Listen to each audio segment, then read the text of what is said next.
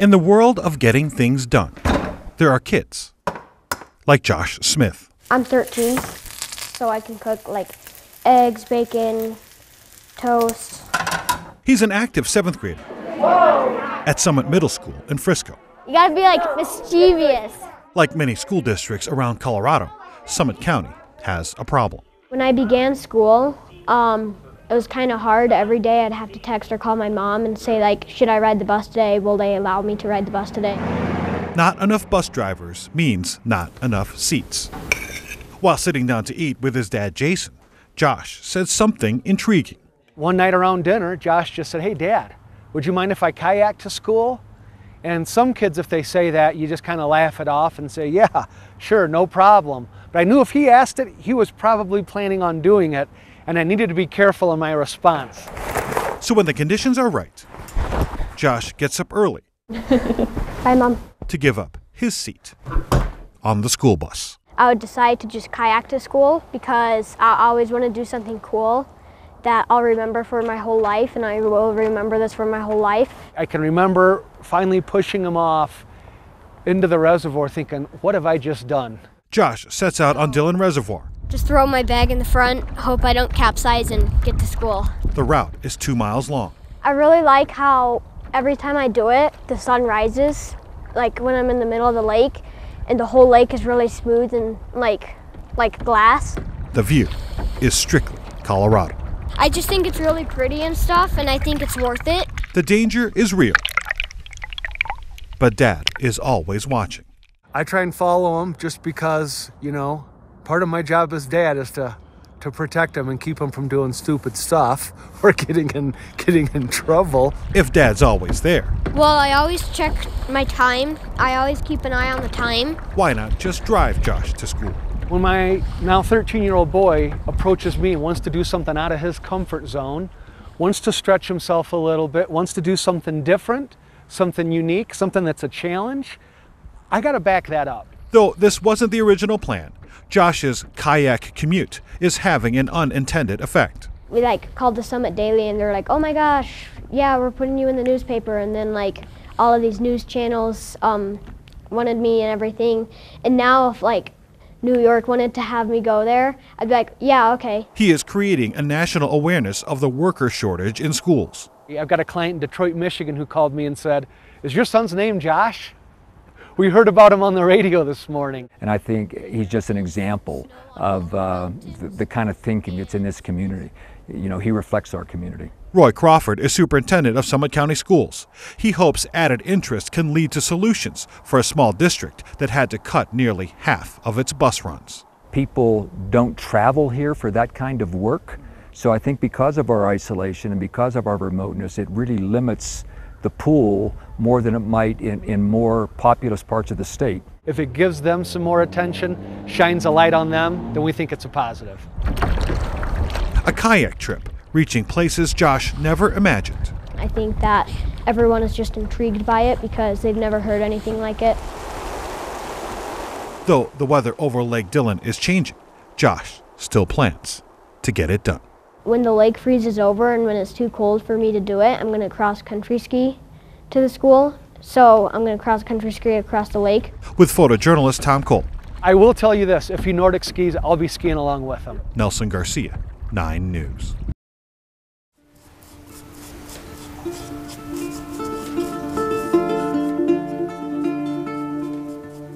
Being the first means he wants his work to last.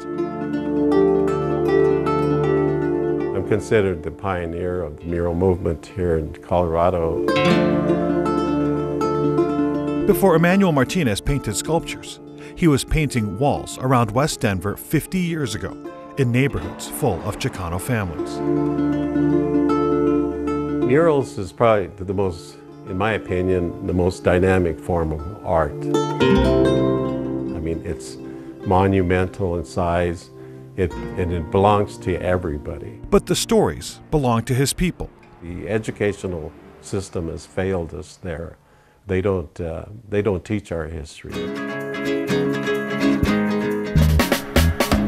In places like what's now called La Alma Park, Martinez created images depicting the evolution of Chicano heritage in Colorado. I wanted to paint murals, that inspired pride in our culture. He wanted all this to be a part of the city forever.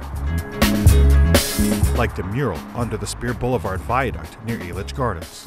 It's the largest mural in Denver. It's approximately 10,000 square feet. But the reality is, Father Time and Mother Nature always win. This is really where the mural movement began in Colorado. But now they face father-daughter. So they painted murals. I am so proud of my daughter, Lucha, for doing this. The visual legacy of Colorado. Lucha Martinez de Luna is trying to protect her father's work and the work of other artists. This mural essentially really describes our heritage and our sense of place. She runs the Chicana Murals of Colorado project. Why we don't have any spaces here? Offering tours to community members to create awareness of the growing need to restore these neighborhood murals. People of color didn't have access to their history. They were not taught that in the schools. We were not represented in cultural institutions, in museums. So these murals became our historical textbooks. A lot of these murals, when she was just a little girl, she used to help paint them. So she's been around mural painting all her life. And there's cracks. But over the decades, the walls begin to crumble, the paint starts peeling off. Essentially, they have to come in and take off some of the paint, fix the surface, and then repaint that. And the advantage that we have is a lot of these artists are still alive, so they could actually come and restore it. Restore is one thing, but how about resurrect? Most of my murals have been wiped out, and a lot of it is due to gentrification. New buildings go in replacing the old ones. New owners come in, literally whitewashing history. But somebody bought the building and just painted it all white. In places like this building at 9th and Bryant. It was 350 feet long by 16 feet high. We do all this work, and for what? For someone to just come in and wipe them out. Now, the Murals of Colorado project will try to remove the white paint and bring back the original images. The murals really are a smaller part of a social issue that we have, and that is still systemic racism, is when these properties become desirable, then we're dispensable. So they're trying to change minds and help people understand murals are just not a part of the past, they're a part of Colorado. But it feels different this time. It really, really feels like there's a chance that we can protect these murals. We just want to save the murals because a lot of people that move in just don't really appreciate them, don't know what the history is, and they don't even bother to ask. The answers can be found in the writing on the wall. In Denver, Nelson Garcia, 9 News.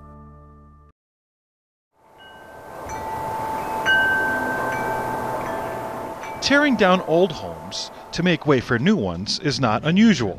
So they had to grow their own food. Family members gathering. Hi, honey. How are you? To see it one last time is. But see, when I was little, I'd sit on the porch step and all this was empty. This is the family of John and Bambina Butchie, who lived in this home on North Osage Street in Denver for decades. Let's go. They had 9 kids, which led to an army of cousins like Betty August. This is my grandmother's house, my mother's mother. This is the place where these Italian immigrants planted a family tree in the United States. They were all Italians. Everybody Italian lived in this neighborhood. All the neighbors were Italian. They spoke mostly Italian. And this was like Little Italy. And this place was home. I remember everything about this house. I grew up here.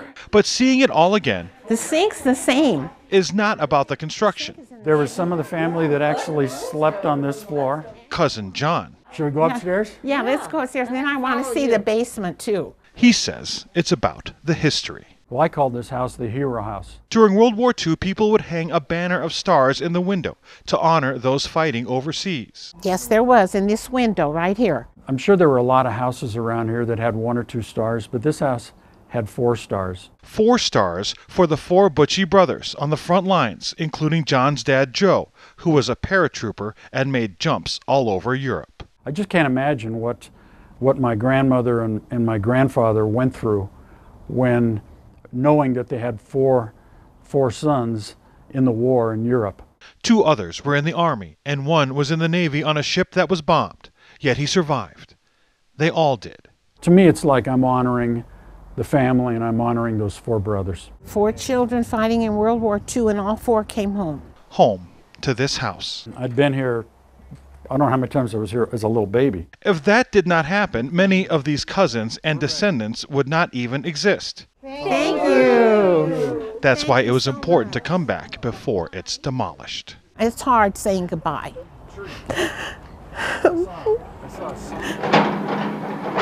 Weeks later, the day has come for this 100-year-old home to be torn down. This is happening all over the Denver area, not just here. Some call it gentrification. Others call it progress. It's hard to see it go down. It is. But that's what happens. For a window that used to carry 4 heroic stars. I'm surprised that I'm kind of as emotional as I am. John Butchie calls it an actual window into the past. That's now lost forever. I didn't think I would have this kind of feeling watching it go down, but you know, this structure really represented a big part of our family history on my dad's side. So the next time you see an old house, It was a beautiful place. It was beautiful to come here. an old house making way for a new one, Look at that. it may have a story like this place, where both home and heroes were raised. With photojournalist Tom Cole. I'll take a few still pictures, and I guess that'll about be it. I'm Nelson Garcia.